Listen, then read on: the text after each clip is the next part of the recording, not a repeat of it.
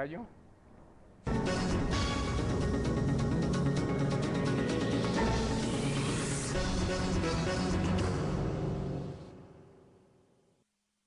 Buenas noches, amigas, amigos. Como todos los lunes a las 8 de la noche tenemos nuestro programa sobre las adicciones. El día de hoy nuestro invitado permanente, el psicólogo Ramón Vilar. ¿Cómo estás, Ramón? Muy bien, ¿y tú? Pues aquí con el gusto de estar con todos nuestros amigos en el programa de Tu Diputado TV. Bien, amigos, pues queremos continuar, mejor dicho, con lo que la sugerencia, más bien lo que nos solicitaron vía internet en nuestro auditorio, en el sentido de toda la situación preventiva o cómo detectar en la familia una persona que tiene un problema de adicción. Veíamos la sesión pasada de una serie de características que empieza a presentar el adicto, el alcohólico. Hablamos mucho del problema del alcohólico cuando tiene ya en sí mismo el problema de la adicción. Veíamos sobre algunas casas de recuperación, nos comentabas acerca de que no a todos les funciona ese tipo de terapia. Hablamos un poco de la terapia de Alcohólicos Anónimos y también quedamos en que hay personas que les surte perfecto efecto este tipo de terapias de Alcohólicos Anónimos, y hay personas que tienen ya un problema mental más profundo, que es lo que tú nos comentabas, que en la situación de los Alcohólicos Anónimos hay una cuestión volitiva. La persona consciente y voluntariamente se acerca a este tipo de grupos y trata de recuperarse, o en muchas ocasiones se recupera. Pero también hay una serie de personas que, a pesar de ir a este tipo de grupos, después son internados en estas clínicas que hemos comentado, y que aún así, saliendo de esos lugares de internamiento, presentan otra vez el mismo problema y vuelven a la misma situación, a la misma adicción, a la misma droga, al mismo alcohol. Entonces tú nos comentabas, juzgo yo atinadamente, que debemos clasificar, por decirlo de alguna forma, el problema que puede tener nuestro familiar, nuestro amigo, nuestro conocido, para inducirlo exactamente en un problema que sea acorde a la problemática que está presentando. ¿Qué nos podías comentar sobre todo lo que estábamos viendo, Ramón? A ver, es que ya son muchos puntos los que tocases ahorita de refilón. Primero, ¿por qué le damos más pie al alcohol que a otras sustancias? Primero porque en la práctica médica está más estudiado el problema del alcoholismo. Sí, es decir, llevamos muchos años de alcoholismo, del alcohol dentro de la sociedad, y relativamente poco de las demás drogas, ¿no? Entonces se ha estudiado más este caso. Segundo, como droga legal es donde se puede recurrir más la gente, y entonces hay más número de alcohólicos que de otras sustancias. Sí, bien, la clasificación que están viendo ahorita los neurólogos, y cito entre paréntesis, acaba de salir un muy buen libro, además muy barato, de la colección Como Ves de la Universidad Nacional Autónoma de México, del doctor Próspero García, Próspero es apellido, Óscar Próspero García, que se llama Adicciones. ¿Sí? El libro cuesta 60 pesos, entonces está regalado. ¿Sí? Y viene un análisis de lo que pasa en el cerebro con las drogas. Ya dejo el comercial libresco aparte. Resulta ser que en los alcohólicos, de 5 alcohólicos, 3 tienen un problema mental primario, ¿sí? Y en las sustancias no legales, marihuana, cocaína, etcétera, etcétera, encontramos que 4 tienen un problema mental. O sea que es más agudo el problema mental entre las personas que recurren más a las drogas. A la droga. A alguien con problemas mentales no detectados, ¿sí? Que esto, y entonces las sustancias, alcohol y otras drogas, se toman médicamente, es una automedicación, como todas las automedicaciones equivocadas, pero es una automedicación. ¿Por qué? Porque las angustias, las ansiedades que tienen el alcohólico y y otras personas se le quitan a través de la ingesta de la sustancia, momentáneamente. Claro. Aunque como no está resuelto el problema, crece mayormente. Sí, yo quiero señalar la importancia, aunque no soy psiquiatra y por lo tanto no receto medicamentos, quiero resaltar las bases biológicas de esta enfermedad, y entonces sí puede ser los fármacos los que ayuden mucho a este tipo de enfermedades. Hablo de las enfermedades mentales. Sí, ¿por qué? Porque si no se cura esta ansiedad o esta angustia que tiene el adicto en general, no va a poder ser tratado. ¿Sí? Encontramos entre esto que de la población, de la población general, encontramos que alrededor del 10-12% de la población son vulnerables a las sustancias. ¿Qué quiero decir como vulnerabilidad? Hay personas que toman en una fiesta y no son alcohólicas, no son vulnerables a esa sustancia. Y hay otras personas que sí son vulnerables a estas sustancias. La medida prohibicionista sería, si no hay sustancias, no hay enfermedad. Claro. ¿Sí? Pero la vulnerabilidad ahí quedaría. Claro. ¿Sí?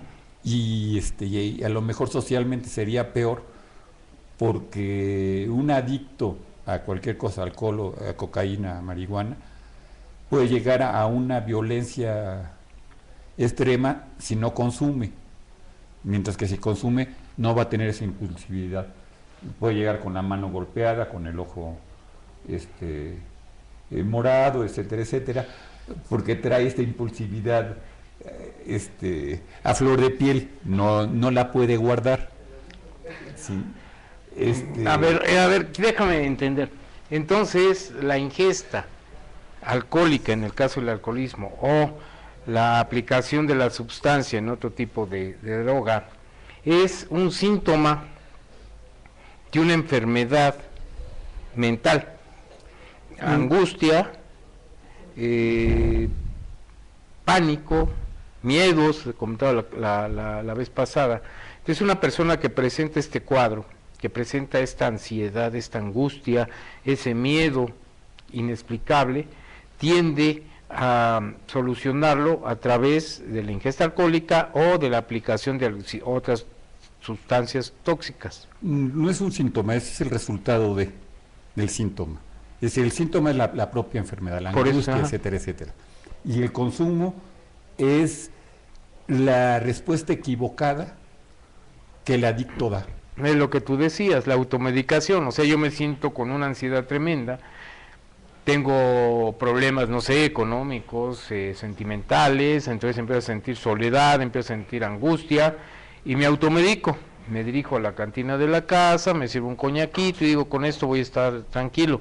Y en un principio sí logro tranquilizar esa ansiedad, esa angustia, pero con el tiempo me voy haciendo más adicto. Si la ansiedad y la angustia es tan grande que provoca esto, ¿sí? ¿Qué te quiero decir con esto? Que si la ansiedad o la angustia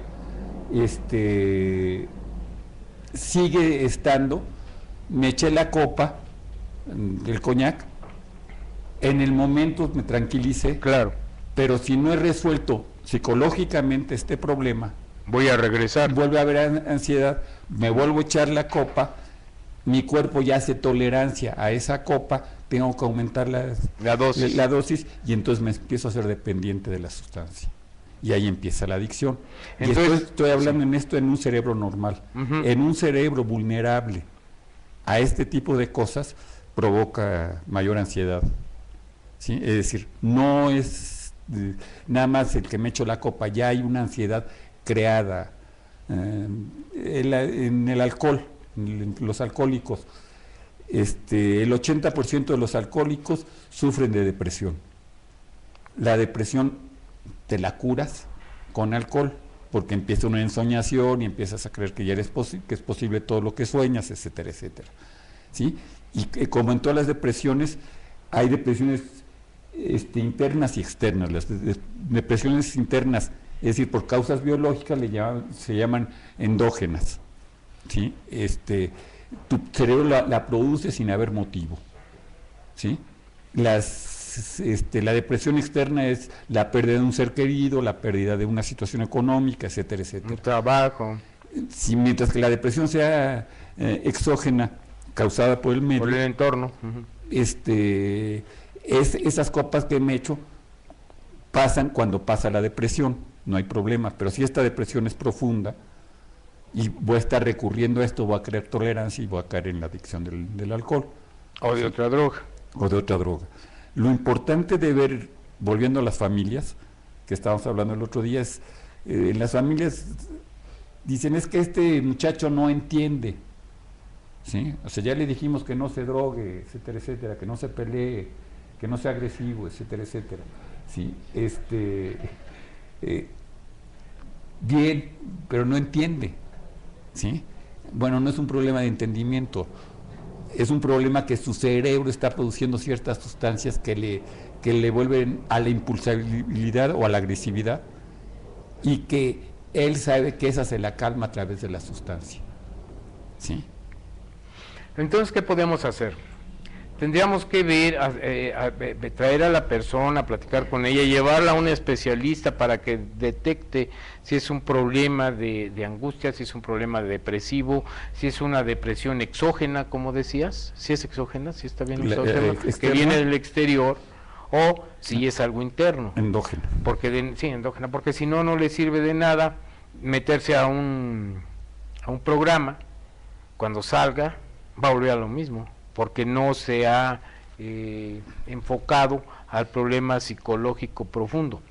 A ver, una de las causas, veamos varias situaciones. Hay muchas gentes que las llevan a este tipo de casas de recuperación, no son clínicas. Casas de recuperación. Casas de recuperación, anexos, etcétera, etcétera. Algunos son bien tratados, otros son maltratados, o sea, ahí es como la lotería, a ver cómo me fue en la suerte, porque si me fue bien, me calmo.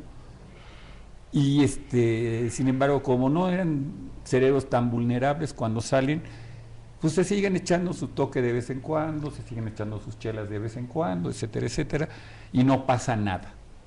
No son cerebros tan vulnerables, sin embargo, los cerebros vulnerables hacen lo mismo y terminan tirados, ¿sí? O sea, y aquí dicen, ¿por qué a fulano sí le funcionó llevársela light y Perengano no? Ah, es que fulano es muy inteligente. No es un problema de inteligencia, es un problema de bioquímica cerebral, fundamentalmente, y es estarle rascando no sé qué al tigre para que haga las cosas mal, ¿no? El problema fundamental en esas casas es que la gente que va ahí no va por voluntad. Hablábamos del programa de Alcohólicos Anónimos. Los Alcohólicos Anónimos en los grupos tradicionales son muy cuidadosos en que la decisión depende del enfermo, ¿sí? O sea, se habla del caso personal, a mí me pasó esto y esto y esto, buscando que haya reflejo, que haya una similitud en el caso, pero para que decida esa persona por sí sola. O sea que es un acto volitivo. Y entonces, yo tengo un problema, sé que si me acerco a un grupo de autoayuda y que si me integro y que si llevo el programa, voy a ir resolviendo mi problema. Pero eso ya es una situación volitiva, es una situación de convencimiento. Si a mí me lleva mi hermano, mi esposa, lo que sea, a estas, ¿cómo le dijiste? Centros de recuperación. Casas de recuperación. Casas de recuperación. Y ni siquiera me piden mi autorización, sino que un día engañado, como me han comentado, me meten a un carro, me llevan, firman y que tengo que estar ahí 3 meses internado. Yo no hice un acto volitivo, yo no quiero recuperarme, a lo mejor yo me siento bien así. Es una situación que ellos determinaron y que a mí, entonces pongo un rechazo, yo no quiero. Eso es por un lado. Por otro lado, si yo tengo un problema mental fuerte, aunque me esté ahí los 3 meses o el año, porque hay lugares donde los tienen internados hasta 1 año, yo saliendo de ese lugar, como no hay un convencimiento, pues vuelvo a lo mismo. Y estamos hablando aquí nada más de un problema de conducta personal. Si hablamos de un problema bioquímico, ¿qué pasa cuando la carencia de las sustancias? Es curioso que las drogas, que llamamos drogas generalmente, estoy hablando de la morfina y sus derivados, heroína, estoy hablando de la cocaína, estoy hablando del alcohol y estoy hablando de la marihuana fundamentalmente,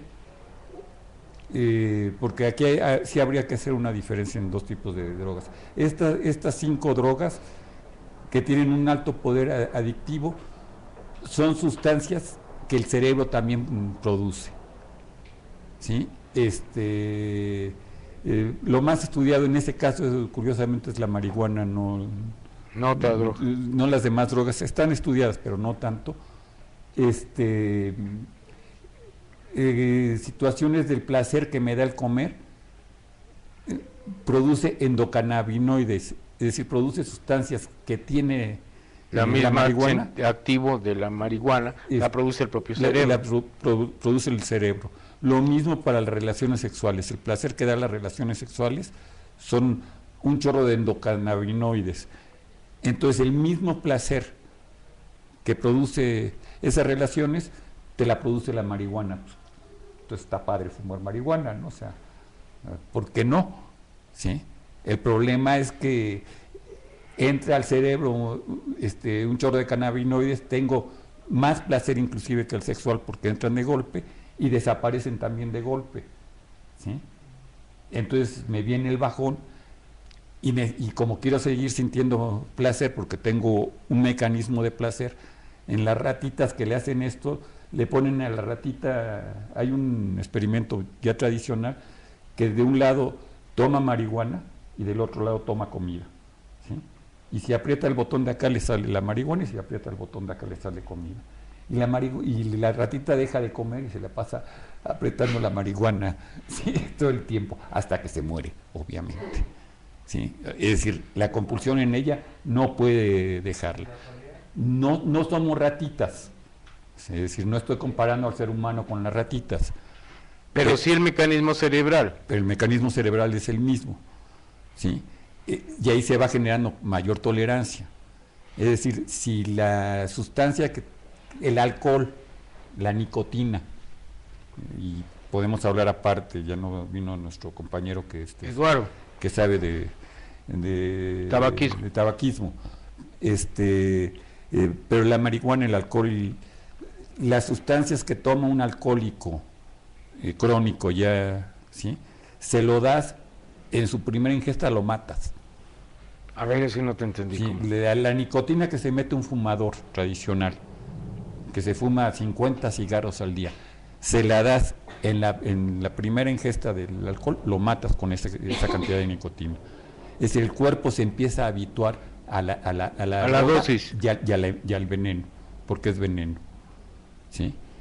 Dejé el tabaquismo aparte porque es cierto y está demostrado que el tabaquismo nos permite mayor atención, o sea, la nicotina agiliza nuestros receptores de sustancias que nos permiten atención y nos permiten tranquilidad y nos permiten mayor inteligencia, estar más despiertos, ¿sí? Lo malo, o sea, entonces vamos a fumar para ser más inteligentes, más atentos, etcétera, etcétera. Lo malo es que ya el mismo tabaquismo nos atrofió esas funciones y necesita de la sustancia para echarse a andar. O sea que ya quitó la situación natural del propio cerebro. A ver, para hacer un resumen, nos estás diciendo que el propio cerebro secreta un tipo de sustancias endocannabinoides. La endorfina es endomorfina. Lo que produce placer. Uh-huh. Entonces mi propio cerebro, cuando yo como y me gusta lo que comí y me da ese placer, ese bienestar, esa satisfacción, está secretando esa sustancia, endocannabinoides. Ok. Cuando tengo capacidad así de mucha energía, mucha vitalidad, me está produciendo morfina. El propio cerebro. Entonces, ¿qué es lo que pasa cuando yo tengo la necesidad de sentir ese placer y que mi cerebro o no da lo suficiente o quiero más? Entonces recurro a lo externo. Entonces me tomo, no sé, me fumo un cigarro de marihuana o me tomo una copa para que empiece otra vez a sentir ese placer, esa tranquilidad, esa habilidad, ¿no? En un principio. Pero ya cuando llevo 3 copas, pues en lugar de sentirme bien, empiezo a sentirme mareado. Y ya con la quinta, sexta, pues ya estoy diciendo incoherencia, tengo una incoordinación motriz, ya tengo verborrea, y si me tomo otras 5 o 6, llega el desplome. Entonces ahí el cerebro está demandando más sustancia. ¿Y la voluntad dónde queda? Ahorita nos metemos con la voluntad. Sí, para decir incoherencias no necesitas beber. No, ya no lo dicen. Se pueden decir barbaridades sin alcohol, ¿no? O sea, entonces para eso no sirve mucho. El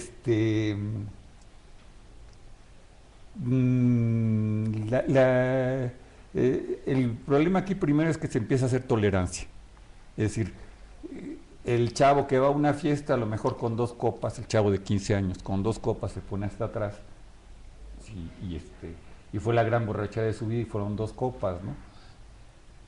Vuelve a la semana o a los 15 días a hacer el experimento y a lo mejor se la pasa en 2 o 3 experimentos con 2 copas y le pasa lo mismo, pero empieza a generar tolerancia y entonces ya van a estar 3, 4 y va aumentando la cantidad, ¿sí? Para sentir el mismo placer, ¿sí? Nuestro cerebro está constituido de 20.000 partes, pero hablemos de 2 partes fundamentalmente. El sistema de motivación-recompensa, ¿sí? Que es uno, que es el que ataca fundamentalmente la droga, y el sistema que nos produce miedo o temor, que está compuesto por las amígdalas y el hipotálamo. ¿Sí? Cuando yo veo un perro rabioso ladrando mi guagua, el hipotálamo empieza a segregar toda una serie de sustancias químicas, adrenalina fundamentalmente, que hace ponerme alerta y querer huir, ¿sí? Y hasta que no respondo a esa situación, no deja de secretar. Pero esas son las glándulas suprarrenales. Son las amígdalas son estas glándulas suprarrenales, ¿sí? Estos 2 sistemas están conectados a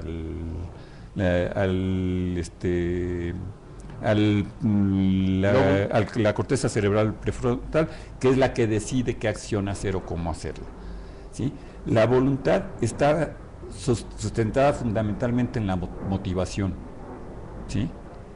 Estoy motivado en hacer una cosa y tengo la voluntad de hacerla, y está motivada en saber que haciendo esa cosa no siento miedo, ¿sí? Es decir, hay estudiantes que hacen la tarea, volviendo a las familias, porque está motivado el chavo, porque va a aprender o porque va a hacer tal cosa, etcétera, etcétera, y está muy motivado. Y por eso se habla mucho en la educación moderna de la motivación. La educación antigua no había motivación, había al hipotálamo se le golpeaba, como quien dice, para que aprendiera. Si no haces la tarea va a haber golpes. Y entonces ya se crea un reflejo condicionado a ese sujeto, que si no hace la tarea va a haber golpes y va a sentir ese miedo y no quiere sentir ese miedo. La voluntad está sostenida entonces por estos 2 factores: el miedo a no hacer las cosas y la motivación, ¿sí? Si la droga ataca a estos 2, desconecta el hipotálamo, ¿sí? El alcohol, tú te das cuenta cómo va desconectando todo este tránsito que dijiste. La primera copa me hizo sentir bien, la segunda sacó la verborrea, hasta el desplome. Voy perdiendo la capacidad de voluntad, me la está desconectando, ¿sí? Entonces no es un problema de voluntad el poder controlar la droga, ¿sí? Puedo crear, el cerebro es muy plástico y las drogas ya le crearon mecanismos directos de respuesta en donde ya no pasan por la corteza prefrontal, sino van directo al impulso, ¿sí? una de las características de las personas vulnerables es ser impulsivo, ¿sí? El ser impulsivo nos lleva, por ejemplo, a la cleptomanía. Yo deseo tanto una cosa, pues me la robo, ¿sí? Y mi impulso, el deseo es tan grande que hace que surja el impulso y que no lo pueda controlar a pesar de saber que moralmente o que puedo tener un castigo, ¿sí? A mí no me gusta que me vean feo y agredo. Viene la agresividad más allá, ¿sí? No me estoy metiendo con nadie. Es una de las partes básicas de esto. Y aquí hay dos formas: o hago otro camino, que es el de la sustancia, para no llegar a sentir eso, ¿sí? O aprendo a controlar esos impulsos, ¿sí? Y si mi cerebro es normal, mi plasticidad se me va a llevar a a controlarlo. Si hay otra carencia en el cerebro, como una enfermedad mental, ¿sí? No va a haber quien lo produzca. Yo tuve un caso de una persona que tenía principios de epilepsia, no se le notaba, ¿sí? Sin embargo, cuando le detectar, esta persona llevaba 20 años de su vida sin poder dejar de beber. Él, con toda la voluntad del mundo, yendo a grupos, yendo a terapias, yendo a todo, y no dejaba de beber. De repente le detecta un neurólogo el problema de la epilepsia, que le creaba mucha angustia. Él todavía no tenía ataques epilépticos, pero tenía toda la angustia que genera el ataque epiléptico, que es el principio del ataque epiléptico, y con el alcohol se quitaba esa angustia. Sí, cuando le detectaron eso, le dieron un chochito para la epilepsia y dejó de beber completamente. O sea que la ingesta alcohólica era consecuencia de un problema epiléptico. Entonces tendríamos mucho que ver aquí a nuestros familiares, a nuestros amigos, a nuestros conocidos que tengan un problema de adicción, pues acudir con los profesionales, acudir para ver si no es un problema orgánico. La próxima vez nos metemos más, hay un rechazo a lo psicológico en todas partes. ¿Por qué voy con el psicólogo? ¿Por qué voy con el psiquiatra? Pues no estoy loco. Sí, ese es el problema. Y entonces hay que ver cómo tratar esto y cómo hacer una educación diferente. Perfecto, pues amigas, amigos, les agradecemos su atención y nos comprometemos a que la próxima sesión hablemos sobre lo que nos estás diciendo, toda la sintomatología que puede tener una persona que pueda manifestar un problema orgánico y que sea la causa de su adicción. Hasta la próxima, muchas gracias.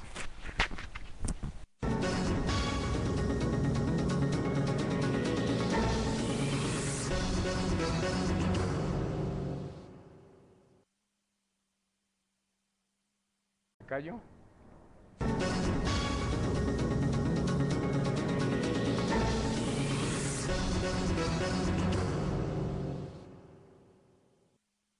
Buenas noches, amigas, amigos. Como todos los lunes a las 8 de la noche tenemos nuestro programa sobre las adicciones. El día de hoy nuestro invitado permanente, el psicólogo Ramón Vilar. ¿Cómo estás, Ramón? Muy bien, buenas noches. Pues aquí con el gusto de estar con todos nuestros amigos en el programa de Tu Diputado TV. Bien, amigos, pues queremos continuar, mejor dicho, con lo que la sugerencia, más bien lo que nos solicitaron vía internet nuestro auditorio, situación a la misma adicción, a la misma droga, al mismo alcohol. Entonces tú nos comentabas, juzgo yo atinadamente, que debemos clasificar, por decirlo de alguna forma, el problema que puede tener nuestro familiar, nuestro amigo, nuestro conocido, para inducirlo exactamente en un problema que sea acorde a la problemática que está presentando. ¿Qué nos podías comentar sobre todo lo que estábamos viendo, Ramón? A ver, es que ya son muchos puntos los que tocases ahorita de refilón. Primero, ¿por qué le damos más pie al alcohol que a otras sustancias? Primero porque en tu efecto una este tipo de terapias de Alcohólicos Anónimos, y hay personas que tienen ya un problema mental más profundo, que es lo que tú nos comentabas, que en la situación de los Alcohólicos Anónimos hay una cuestión volitiva. La persona consciente y voluntariamente se acerca a este tipo de grupos y trata de recuperarse, o en muchas ocasiones se recupera. Pero también hay una serie de personas que, a pesar de ir a este tipo de grupos, después son internados en estas clínicas que hemos comentado, y que aún así, saliendo de esos lugares de internamiento, presentan otra vez el mismo problema y vuelven a la misma situación. En la práctica médica está más estudiado el problema del alcoholismo. Sí, es decir, llevamos muchos años de alcoholismo, del alcohol dentro de la sociedad, y relativamente poco de las demás drogas, ¿no? Entonces se ha estudiado más este caso. Segundo, como droga legal es donde se puede recurrir más la gente, y entonces hay más número de alcohólicos que de otras sustancias. Sí, bien, la clasificación que están viendo ahorita los neurólogos, y cito entre paréntesis, acaba de salir un muy buen libro, además muy barato, que de la colección Cómo ves, de la Universidad Nacional Autónoma de México, del doctor... En el sentido de toda la situación preventiva, o cómo detectar en la familia una persona que tiene un problema de adicción. Veíamos la sesión pasada de una serie de características que empieza a presentar el adicto, el alcohólico. Hablamos mucho del problema del alcohólico cuando tiene ya en sí mismo el problema de la adicción. Veíamos sobre algunas casas de recuperación, nos comentabas acerca de que no a todos les funciona ese tipo de terapia. Hablamos un poco de la terapia de Alcohólicos Anónimos, y también quedamos en que hay personas que les surte perfecto